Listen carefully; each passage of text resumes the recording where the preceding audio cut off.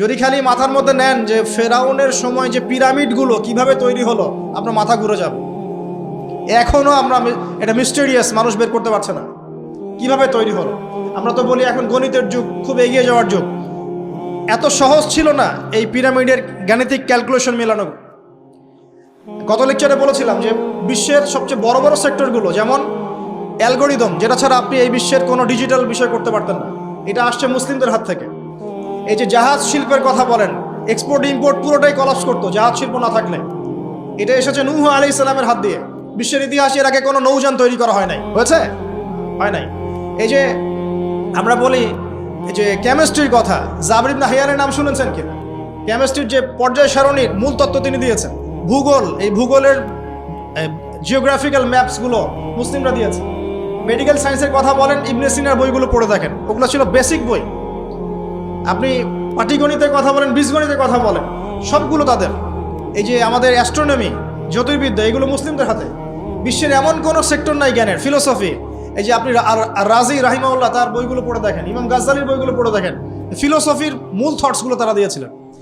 এখন কি হয়েছে, এগুলোকে সরিয়ে দিয়ে আমরা পশ্চিমা দর্শনগুলো চর্চা করি যেহেতু, আর সবাইকে গিলানো হচ্ছে এগুলোই সভ্যতা, এর বাইরে কোনো সভ্যতাই ছিল না। যে সভ্যতায় এখনো ছেলে ছেলেতে বিয়ে করে, এরা মানুষকে সভ্য বানাতে চায়।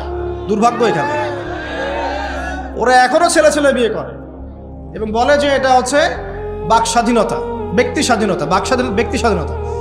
তো যে কওমে লূতকে এই সমকামিতার কারণে আল্লাহ পাক মাটিটা উপরে তুলে আবার ধসিয়ে দিলেন, ওখান থেকে আমাকে এখন মানবতার শিক্ষা শিখতে হচ্ছে। এরা মানবতার ধ্বজাধারী হয়ে আছে এখন, যাদের হাতে সারা বিশ্বের হাজার হাজার না লক্ষ লক্ষ মানুষের রক্ত লেগে আছে, রক্ত, ব্লাড। এবং এই ব্লাডগুলো ইনোসেন্ট মানুষের ব্লাড, নিষ্পাপ মানুষের ব্লাড, নিষ্পাপ শিশুদের ব্লাড লেগে আছে। ওদের কাছে আমাদের শিখতে হচ্ছে এখন যে মানবতা কাকে বলে। এর চেয়ে দুঃখের আর কি আছে মুসলিমদের জন্য? যারা সারা বিশ্বে সুদ খাওয়াচ্ছে মানুষকে, ওদের কাছে শিখতে হচ্ছে যে অর্থনীতির প্রোগ্রেস কেমন করে হবে। কথা বুঝতে পারেন না হয়তো, বুঝবেন ইনশাল্লাহ একদিন।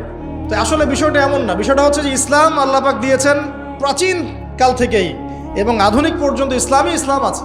এর বাইরে কিছু মতবাদগুলো চলছে, এগুলোকে আমরা ইসলামের সাথে গুলিয়ে ফেলেছি আর কি। কারণ এগুলোর বাহ্যিক চাকচিক্য আছে, দেখে মনে হয় যে বস্তুবাদী সভ্যতা, mills and factories and finance, economic sector অনেক স্ট্রং, অনেক মিলিটারি পাওয়ার, পারমাণবিক ওয়েপন্স, এগুলো দেখলে মানুষের চোখ ধাঁধিয়ে যায়, মনে হয় যে বাপরে বাপ কি একটা অবস্থা, তাই না? এটা বিগত জাস্ট 200 বছরের হিস্ট্রি। এর আগ পর্যন্ত আপনি যা দেখবেন সবই ইসলাম। লাস্ট 200 বছরে কি হয়েছে? লাস্ট 200 বছরে আমরা আমাদের খিলাফা হারিয়ে ফেলেছি। মুসলিম যুবকরা নামাজ ছেড়ে দিয়েছে, সুন্নত ছেড়ে দিয়েছে, কোরআন থেকে আমরা দূরে সরে আসছি। ইসলামের দায়িত্ব দিয়ে দিয়েছি শুধু আলেম ওলামার কাঁধে, তারাই ইসলাম পালন করবে, আমরা এর মধ্যে নাই। ঠিক আছে? আমাদের মা বোনরা পর্দা ছেড়ে দিয়েছে।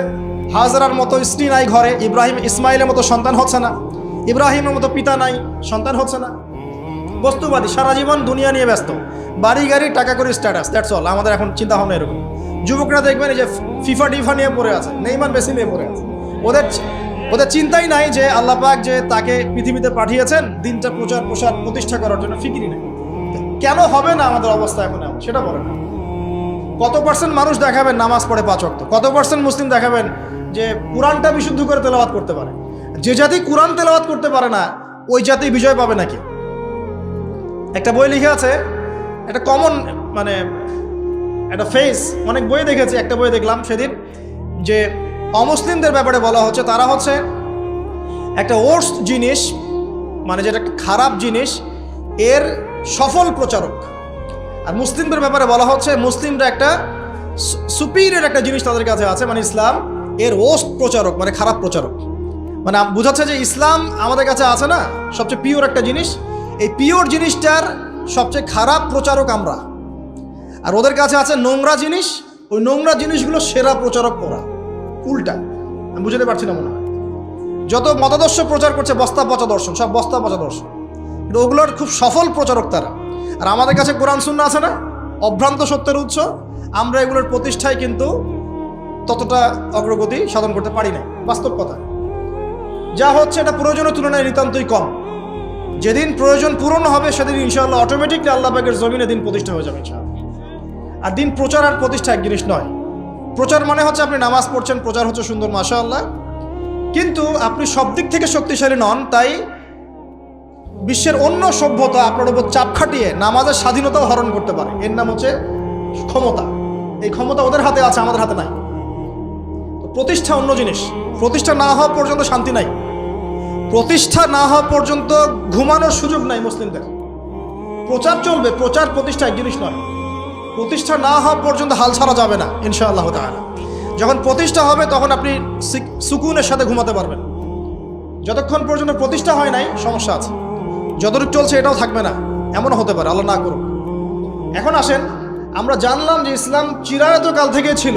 নবী সাল্লাল্লাহু আলাইহি ওয়াসাল্লাম তাহলে কি করলেন? তিনি কি নতুন কোনো শরীয়ত নিয়ে আসলেন? হ্যাঁ, তিনি শরীয়ত নিয়ে এসেছেন ঠিকই, কিন্তু তিনি মানে নতুন কোনো ধর্ম প্রবর্তন করেন নাই। আমাদের একটা ভুল আছে কনসেপ্ট। আমরা বলি ইসলাম ধর্মের প্রবর্তককে নিচে লেখা থাকে সাধারণ জ্ঞান বইয়ে মুহাম্মদ সাল্লাল্লাহু আলাইহি ওয়াসাল্লাম। মুহাম্মদ সাল্লাল্লাহু আলাইহি ওয়াসাল্লাম কি ইসলাম নতুন করে প্রবর্তন করেছিলেন? বরং নতুন করে তিনি শরীয়তটা প্রচার করেছেন। তিনি কি লা ইলাহা ইল্লাল্লাহের দাওয়াত ছাড়া অন্য কোনো দাওয়াত দিয়েছেন? আর নূহ আলাইহিস সালামও তো লা ইলাহা ইল্লাল্লাহেরই দাওয়াত দিয়েছেন। আদম আলাইহিস সালাম কিসের দাওয়াত দিয়েছেন? লা ইলাহা ইল্লাল্লাহ। প্রত্যেক নবী কিসের দাওয়াত দিয়েছেন? ফেরাউনের সামনে মুসা কি বলেছেন? আল্লাহ ছাড়া কোনো ইলাহ নাই, তুমি তার ইবাদত করো, তাই না? তাহলে প্রত্যেক নবী লা ইলাহা ইল্লাল্লাহের দাওয়াত দিয়েছেন। নবী সাল্লাল্লাহু আলাইহি ওয়াসাল্লামের সময় এটাকে রিফর্ম করা হয়েছে, মানে শরীয়তটাকে নতুন নবায়ন করা হয়েছে। তো নবী সাল্লাল্লাহু আলাইহি ওয়াসাল্লামের শরীয়ত আসার পর আগের শরীয়তগুলো চলবে কিনা? চলবে? যদি কেউ মনে করে নবী সাল্লাল্লাহু আলাইহি ওয়াসাল্লামের শরীয়ত আসার পরেও আগেরগুলোও চলবে, তাহলে কুফরের মতো থাকবে, থাকবে না? এখন এখান থেকে আমি আপনাকে বাকি অর্ধেকের দিকে নিয়ে আসি, একটু খেয়াল করেন। নবী সাল্লাল্লাহু আলাইহি ওয়াসাল্লামের এই ইসলাম প্রচার প্রসার আর প্রতিষ্ঠা করতে 23 বছর লেগেছে। কত বছর? উনি যখন নবী হয়েছেন তখন আরবের সমাজটার মধ্যে শিরক দিয়ে ভর্তি ছিল। শিরক আর শিরক, যে কোনো এমন কোনো শিরক নাই যেটা আরবে ছিল না আর কি। ঠিক আছে, স্ট্যাচু ওয়ার্শিপ হতে পারে, কবর পূজা হতে পারে, মৃত মানুষের পূজা হতে পারে, নাস্তিকতার চর্চা হতে পারে, সমস্ত শিরকের প্রকারভেদ আরবে ছিল। ওই সময়ে সুদের প্রচলন ছিল, ইকোনমিক সেকশনে মানুষ সুদ খাইত। ওই সময় মদ ছিল, মদ মানুষ অ্যাভেলেবল মদ পান করতো।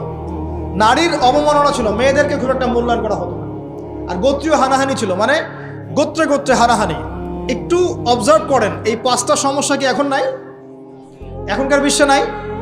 বরং শিরকের এখন গ্লোবালাইজেশন হয়েছে, হয় নাই? ইকোনমিক সেকশনে সুদের গ্লোবালাইজেশন হয়েছে না? এখন একটা জায়গায় সুদ সীমাবদ্ধ নাই, সারা বিশ্বের মানুষ খাচ্ছে, খাচ্ছে না? মাদক কি একটা জায়গায় সীমাবদ্ধ আছে? না, সারা বিশ্বের মানুষ খায়, ছড়িয়ে দেওয়া হয়েছে। ছড়িয়ে সীমান্ত অঞ্চলগুলোতে গিয়ে দেখবেন দেধার সে মাদকের প্রবেশ হচ্ছে, হচ্ছে না? খাচ্ছে কারা? এই যে নেইমার আর মেসির ফলোয়ার যারা, খাচ্ছে না? খাচ্ছে। এরা কি মুসলিম না মুসলিম? এদের বাবা মুসলিম না মুসলিম?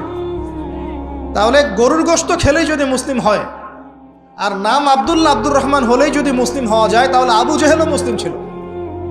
কথা বোঝেন নাই? আবু জেহেলের নাম কি? আবুল হাকাম, জ্ঞানের পিতা। আপনাদের কি ধারণা যে আবু জেহেল আল্লাহ বিশ্বাস করতো না? আবুল লাহাব আল্লাহ বিশ্বাস করতো না? এটা ভুল ধারণা। আবু জেহেল, আবু লাহাব, উতবা, শাইবা সবাই আল্লাহকে বিশ্বাস করতো। তারা বিশ্বাস করতো আল্লাহ বলে একজন আছেন, আল্লাহই জীবন দেন, আল্লাহই মারেন, এই বিশ্বাস ওদের ছিল। তারা কি মানতো না?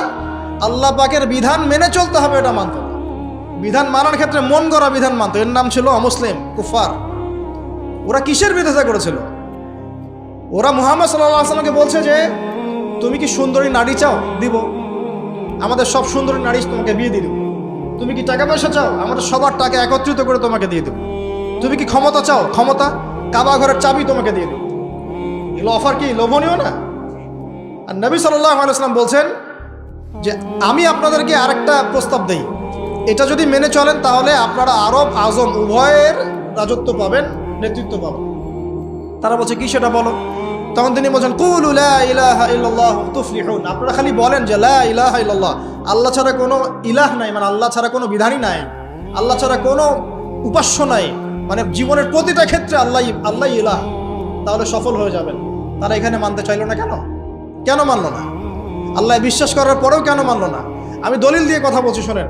আবু জেহেল যখন বদরের যুদ্ধ করতে যাচ্ছে, বদরের যুদ্ধ করতে কার বিরুদ্ধে গিয়েছে? মুহাম্মদ সাল্লাল্লাহু আলাইহি ওয়াসাল্লামের বিরুদ্ধে না। বদরের যুদ্ধ করার আগে আবু জেহেল গিয়েছে কাবা ঘরে। কোথায়? কাবা ঘরে। কাবা ঘরে গিয়ে বলেছিল, দোয়া করেছিল, আল্লাহুম্মা, হে আল্লাহ, ইন কুনতা তা'লাম, আপনি যদি জানেন, আন্না মুহাম্মাদান আলাল হক, মুহাম্মদ সত্যের উপরে আছে, ফানসুরহু, তাহলে তাকেই সাহায্য করেন।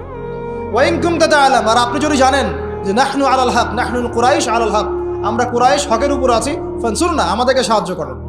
তাহলে আবু জাহল আল্লাহ বিশ্বাস করে না? আবু সুফিয়ান আল্লাহ বিশ্বাস করতো না? তখন করতো।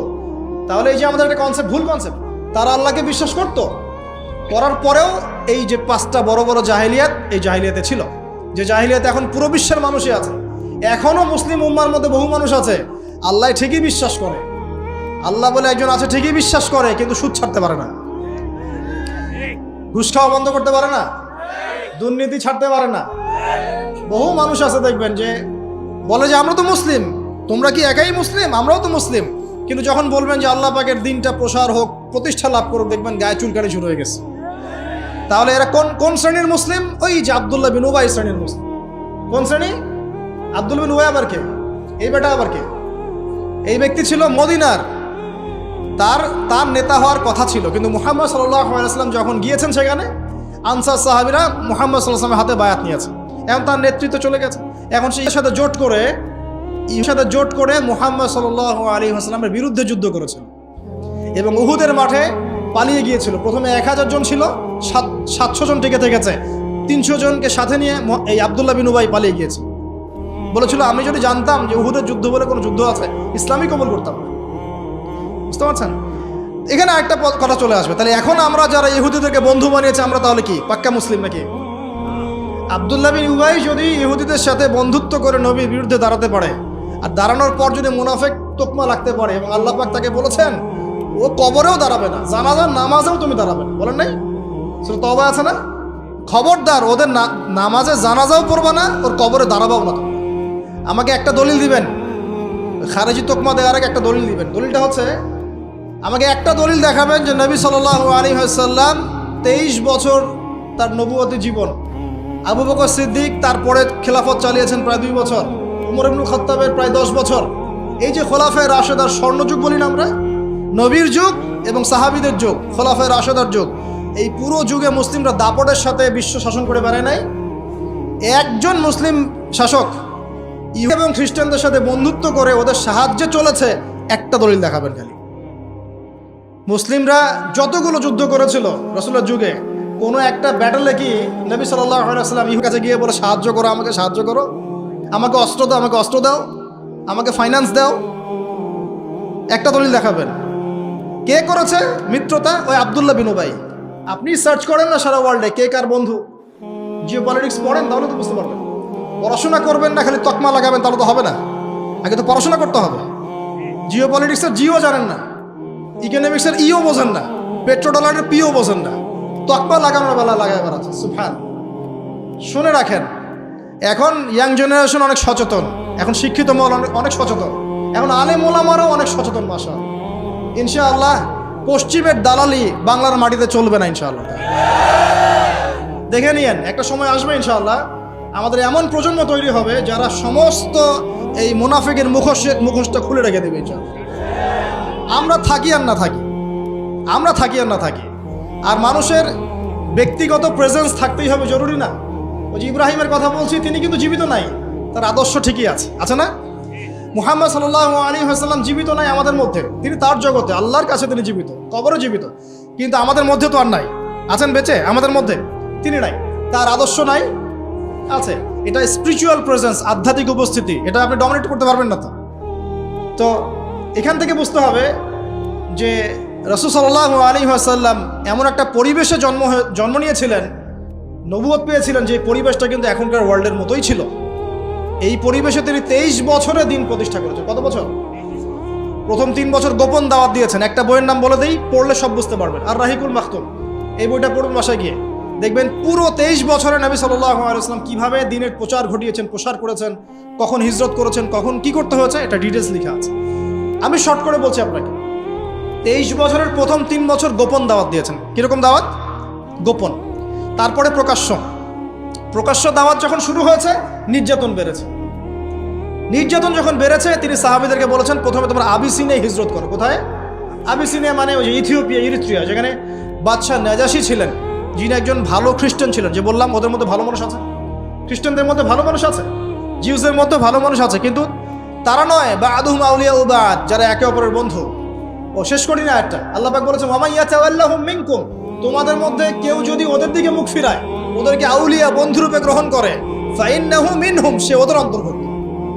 সে ওদের অন্তর্ভুক্ত মানে কি সে কাফের? উত্তর না। সে যদি ওদের অন্তর্ভুক্ত আল্লাহ পাক বলে থাকেন, সে কি কাফের হয়ে যাবে? উত্তর হচ্ছে না। কি হবে?